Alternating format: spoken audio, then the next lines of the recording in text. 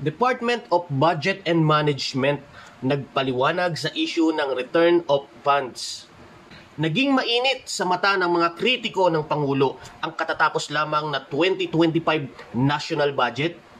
Kabi-kabilang atake ng mga malisyosong haka-haka o fake news patungkol sa nasabing pondo. Na kung tutuusin, sa panahon lamang ni PBBM, naging transparent ang paglatag ng pondo ng ating gobyerno. Sa usapin ng pondo, intindihin po natin ang tamang proseso. Ang issue ng return of funds ay naipaliwanag na ng DBM. Batay sa DBM, walang nawawala. At ito ay may sistemang sinusunod gaya ng pagsusuri at pagtukoy ng mga proyekto na prioridad ng ating gobyerno. Pagsasaayos ng ating pondo gamit ang legal na pamamaraan, tulad ng savings at contingent fund.